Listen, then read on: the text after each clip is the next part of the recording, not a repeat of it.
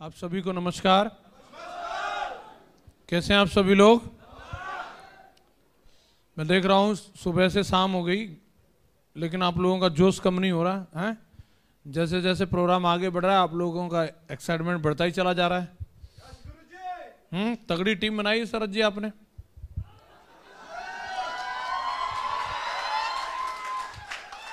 सबसे पहले तो मैं आप सभी लोगों का दिल की गहराइयों से धन्यवाद करता हूं, इतना गर्मजोशी के साथ में आप लोगों ने स्वागत किया। फूल तो ऐसे बरसा रहे जैसे कहीं से फ्री में उठा लाए हैं। सच मानिए इतना ही मेरा वजन होगा, इतने ही फूल बरसा दिए।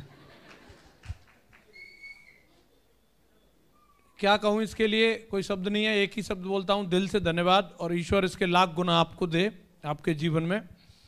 साथियों, मुझे आज आप लोगों से बातचीत करने का मौका मिला है। आप लोगों ने मेरे से पहले कई सारी सक्सेस स्टोरी सुन ली। हमारे गोल्ड लीडर्स को सुन लिया, पर्ल लीडर्स को सुन लिया, कोरल लीडर्स को सुन लिया, हमारे डायमंड्स को सुन लिया, डबल डायमंड्स को भी सुन लिया, और भी हमारे बीच में दमदार अवध जी बैठे हैं, मिलन सर बैठे हैं। स्टोरी लगभग सबकी एक जैसी है, क्योंकि हम लोग एक ही रास्ते पर चल रहे हैं तो सेम स्टेशन आते हैं।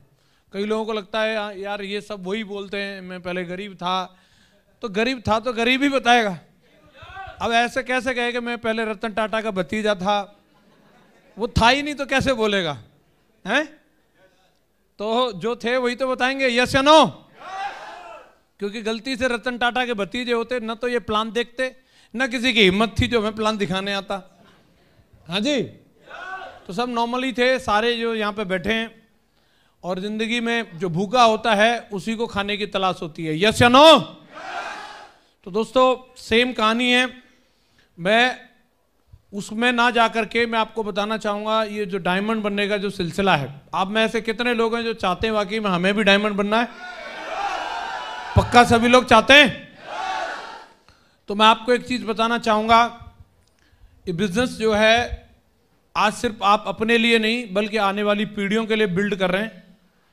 और बोला जाता है छोटा मोटा मकान बनाने में कुछ समय लगता है, लेकिन जब आप महल बनाते हो तो उसमें कुछ ज्यादा समय लगता है, यस या नो?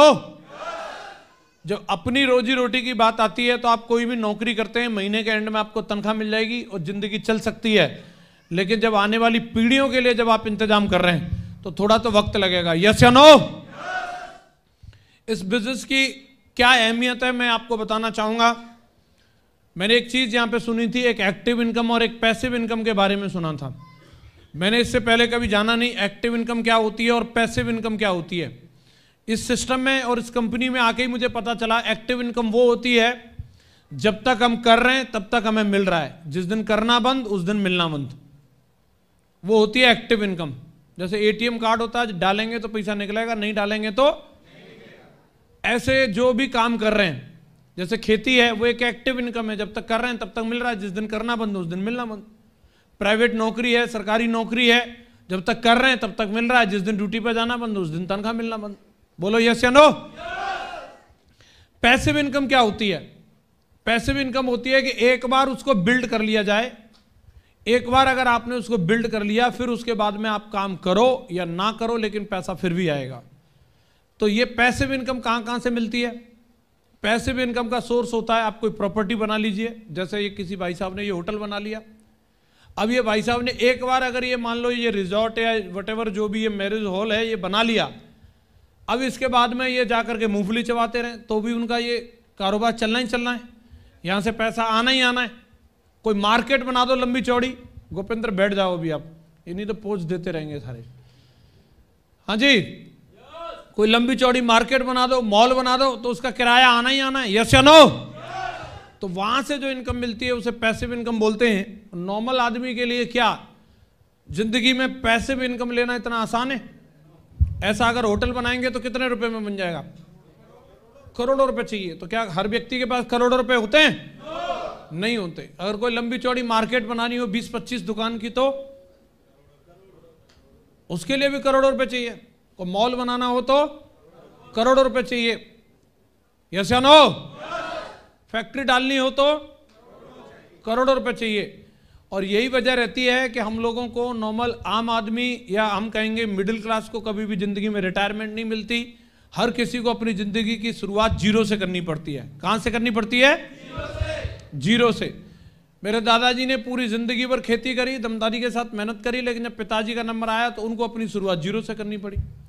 पिताजी ने अपनी जिंदगी भर मेहनत करी, लेकिन मेरी जिंदगी का नंबर आया तो मेरे को भी वही जीरो मिला। अब आप यहां से अपनी शुरुआत करो, और यही सिलसिला चलता रहता। मेरी अगली पीढ़ी आती, उसको भी जीरो से शुरुआत करनी पड़ती। लेकिन मेरे माँ गुरु जी लोगों ने मुझे एक बिजनेस के बारे में बताया, शेप्स ऑफ कंपनी में मेरी ज्वाइनिंग हुई, और इसके बारे में बताया था ये बिजनेस आपके पीढ़ियों के लिए। मैं आपको एक छोटी सी स्टोरी बताता हूँ। कहानियों के माध्यम से हमें हर एक बात याद रहती है ना। तो मैं आपको एक कहानी बताता हूँ, ये बिजनेस जिंदगी भर आपको याद रहेगा। ये बिजनेस है क्या एग्जैक्टली। एक गांव में दो दोस्त रहते थे, और वो दोनों ही बेरोजगार थे। उनको कोई नौकरी मिली नहीं, तो वो गांव के मुखिया जी के पास गए। तो मुखिया जी को उन्होंने बोला कि साहब हम दोनों बेरोजगार हैं, हमें कोई काम मिल जाए तो अच्छा रहेगा। तो मुखिया जी ने बताया कि गांव से दूर एक झरना है, तुम लोग अगर वहां से झरना से गांव में अगर पानी लेकर के आओगे तो तुम्हें 1 बाल्टी लाने का 1 रुपया मिलेगा। समझ में आ रहा है? और तुम दोनों की ड्यूटी है, तुम जितनी बाल्टी ले आओगे उतने रुपए तुम लेते रहना। दोनों को बढ़िया रोजगार मिल गया। तो एक का नाम रामू था, एक का नाम श्यामू था। वैसे ये अंग्रेजों की कहानी है, उनका नाम ब्रूनो पेवलो था, पर लेकिन आपको ब्रूनो पेवलो याद नहीं रहेंगे, ठीक है। अपने देसी में समझ लेते हैं, राम समझ लो, घनश्याम समझ लो, वटेवर जो भी समझना है, जिससे आपको याद रहे। हाँ जी। तो दोनों ने वो शुरू कर दिया कार्यक्रम। दोनों सवेरे जाते अपनी बाल्टी लेकर के और झरने से पानी भर के लाते और गांव में पहुंचाते। 10 बाल्टी दे ले आए तो 10 रुपए मिल गए, 20 बाल्टी ले आए तो 20 रुपए मिल गए। उन्होंने सोचा आप 2-2 बाल्टी लाया करेंगे एक साथ, थोड़ा मसल्स बना लिए, एक साथ 2 बाल्टी लाते थे तो इनकम डबल हो गई। फिर उन्होंने सोचा यार ऐसे काम नहीं चलेगा, और ज्यादा बाल्टी लाते। फिर रात भर भी ढोते रहते थे, दिन भर भी ढोते रहते थे, ज्यादा पैसा आ जाए।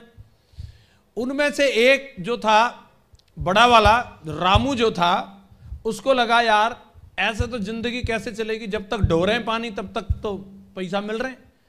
भविष्य में आने वाले समय में अगर मेरी तबीयत के चलते या मेरी टांग टूट गई या कुछ हो गया, मेरा हाथ टूट गया और मैं पानी लाने लायक नहीं रहूंगा तो फिर मैं बेरोजगार हो जाऊंगा। उस समय क्या होगा? आज तो मेरी बाजुओं में दम है, आज मैं पानी ला रहा हूं, और कल अगर मैं पानी लाने लायक नहीं रहा तब क्या होगा? और उसने इस विचार को लेकर के कुछ प्लानिंग करी, और उसके दिमाग में एक आइडिया आया, क्यों ना मैं उस झरने से लेकर के इस गांव तक एक पाइपलाइन बिछा दूं, और पाइपलाइन अगर मैंने डाल दी तो पाइपलाइन में पानी आता रहेगा, मैं आराम से बैठा रहूंगा, पानी आएगा, लोग पानी लेंगे बाल्टी के हिसाब से और रुपए के हिसाब से बाल्टी बिकती रहेगी। अब उसको आइडिया बड़ा धमाकेदार लगा और अपने दोस्त घनश्याम के पास गया। दोस्त मेरे को एक बहुत जबरदस्त आइडिया आया, तो तू सुनेगा ना तो एकदम उछल जाएगा। अभी हम बहुत जल्दी लखपति बनने वाले हैं, और देखना अभी हमारे पास गाड़ी होगी, घर होगा, भैंस भी होगी, गाय भी होगी, सब होगा। बोला क्या पगला गया है? बोला नहीं पगलाया नहीं, तू सुनेगा तो तू भी उछल जाएगा। बोला बता क्या है? बोले यार ये कब तक बाल्टी ढोते रहेंगे, अपन जाते हैं राउंड लगाते हैं, जितने राउंड उतनी बाल्टी ढोते हैं उतने पैसा मिलते हैं। मैंने आइडिया दिमाग में लिया, उस झरने से लेकर के गांव तक अपन पाइपलाइन डाल देते हैं, और पाइपलाइन डाल देंगे, पाइपलाइन में होकर के पानी आएगा, अपन दोनों बैठ करके आराम से पानी बेचा करेंगे और धुआंधार पैसे मिला करेंगे। घनश्याम बोला बेवकूफ आदमी, पूरी जिंदगी निकल जाएगी पाइपलाइन डालने में, मालूम है वहां से यहां तक कितनी मेहनत करनी पड़ेगी, पत्थरों को तोड़ना पड़ेगा। ये मूर्ख वाला आइडिया तू ही कर ले, ये मेरा ये सही कार्यक्रम चल रहा है, मैं तो बाल्टी से ही ढोऊंगा। अब वो अकेला रह गया रामू। बोले यार दोस्त ने तो आइडिया रिजेक्ट कर दिया, लेकिन वो माना नहीं। बोले आइडिया आया है तो मैं इस पर अकेले ही काम करूंगा। अब उसने क्या शुरू किया कि नॉर्मली वो 10 बाल्टी लाता था, तो उसने 2 बाल्टी लाना कम कर दिया, 8 बाल्टी लाने लगा, और 2 बाल्टी लाने का जो समय बचता था पानी लाने का, उस समय को पाइपलाइन खोदने के लिए, गड्ढा खोदने के लिए और पाइपलाइन बनाने के लिए समय देने लगा। धीरे धीरे करके पाइपलाइन का कार्यक्रम शुरू कर दिया। दिन गुजरा, 2 दिन गुजरे, 4 दिन गुजरे, उसका काम बहुत तरक्की पे था, तो उसने धीरे करके फिर 5 बाल्टी लाता था और ज्यादा समय वो अपनी पाइपलाइन को देने लगा। फिर धीरे धीरे करके उसको लगा पाइपलाइन मेरी जल्दी बन जाएगी। लोग हंसते थे, उसको देखते थे, देखो ये आ रहे हैं साहब वीर बहादुर, ये बनाएंगे पाइपलाइन, ये पाइपलाइन से गांव में पानी लाएंगे, देखो। लेकिन वो किसी की हंसी की तरफ ध्यान नहीं देता था, लोग क्या मजाक उड़ा रहे हैं उसका उस तरफ ध्यान नहीं रहता था, अपने काम पे लगा रहता था। पाइप लाता था, ठोका भी नहीं, उनको लगा रहता था बांधा बूंदी में, और अपने काम में बिजी रहा वो लगातार। फिर वो दिन आ गया कि उसने बाल्टी लाना बंद कर दिया, बोले मुझे इस प्रोजेक्ट को जल्दी कंप्लीट करना है। दिन रात मेहनत करके उसने फटाफट से बढ़िया 2-3-4 महीने 6 महीने के अंदर अंदर और एक दमदार सी पाइपलाइन बना करके तैयार कर दी और वहां पे मीटर लगा दिया और बैठ गया दमदारी के साथ में। अब आ जाओ 1 रुपए बाल्टी के हिसाब से पानी मिलेगा। अब उसने एक बार वो पाइपलाइन डाल दी, अब जितनी मर्जी उतनी बाल्टी पानी तो वो बेच सकता था, लेकिन सबसे जरूरी बात यह थी कि अगर उसका बेटा भी होगा तो उसको बाल्टी ढोने की जरूरत नहीं थी, उसको सिर्फ उस जगह पे बैठना है और वहां बैठ करके बाल्टी पानी बेचना है और पैसा कमाना है। तो ये बात आप भी समझ लीजिए, ये बिजनेस भी सेम उसी तरीके से आप भी एक पाइपलाइन डालने का काम कर रहे हैं। वर्तमान में बाल्टी ढोने का मतलब आप कोई नौकरी करते हो, आप हो सकता है खेती करते हो, आप दुकान चलाते हो, आप करो, क्योंकि अभी हो सकता है आपको वहां से रोजी रोटी मिल रही है, लेकिन परमानेंट उसी में मगन मत हो जाओ। उसमें से 2 घंटे 3 घंटे निकाल करके इस पाइपलाइन में भी समय निकालिए।